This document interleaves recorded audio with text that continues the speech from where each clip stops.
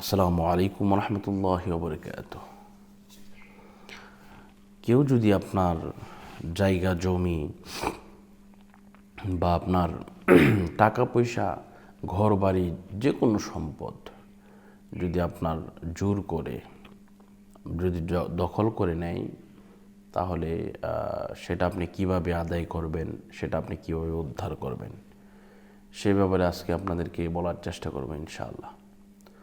তো বিষয়টা হচ্ছে, আমাদেরকে এই বিষয়গুলো মাথার মধ্যে রাখতে হবে যে সব কিছুর মালিক আল্লাহ। আল্লাহ পাক ইচ্ছা করলে তিলকে তাল বানাইতে পারেন, আবার তালকে তিল বানাইতে পারেন। এটা আমাদেরকে মনে রাখতে হবে, স্মরণ রাখতে হবে। এখন এবার আসুন, আপনি যদি মজলুম হন, আপনাকে যদি কেউ অত্যাচার করে, অবিচার করে, তাহলে আপনি কি আমল করবেন?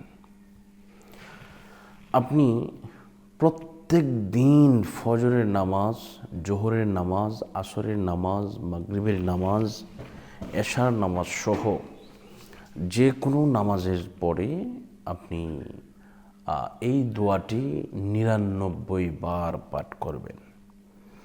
দোয়াটি হচ্ছে এই, ইয়া হাইয়ু ইয়া কাইয়ুম।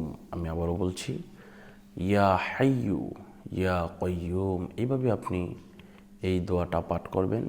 ইয়া হাইয়ু ইয়া কাইয়ুম, আপনি যদি এইভাবে দোয়াটা পাঠ করেন, দেখবেন ইনশাল্লাহ আপনার এমন অবস্থা হবে, আপনি চিন্তাই করতে পারবেন না যে আপনার পরিবর্তন কিভাবে হচ্ছে, পরিবর্তনে আপনি কিভাবে আপনি আগাচ্ছেন, কতটুকু যে পরিবর্তন আপনার হবে তা আপনি চিন্তাও করতে পারবেন না। এজন্য পরিবর্তন হওয়ার জন্য এই দোয়াটা একেবারে খুব কার্যকর। এরপরে আপনি আরেকটি দোয়া পড়তে পারেন। এই দোয়াটিও বলা হয়েছে। দোয়াটি হচ্ছে এই, আস্তাগফিরুল্লাহ রাব্বি মিন কুল্লি যামবি ওয়া আতুবু ইলাইহি লা হাওলা ওয়ালা কুওয়াতা ইল্লা বিল্লাহিল আলিয়্যিল আযীম। আমি আবারও বলছি আস্তাগফিরুল্লাহ রাব্বি মিন কুল্লি যামবি ওয়া আতুবু ইলাইহি লা হাওলা ওয়ালা কুওয়াতা ইল্লা বিল্লাহিল আলিয়্যিল আযীম। যদি আপনাদের এটা এত বড় পড়ে মানে আপনি পারতেছেন না, বা এটা আপনি পারেন না, এত বড় করে পড়া আপনার সম্ভব না, তাহলে শুধু এতটুকু পড়বেন, আস্তাগফিরুল্লাহ। জি, আপনি এতটুকু পড়লে আপনার হয়ে যাবে ইনশাল্লাহ। তো আপনাদের সকলের সুস্বাস্থ্য কামনা করছি।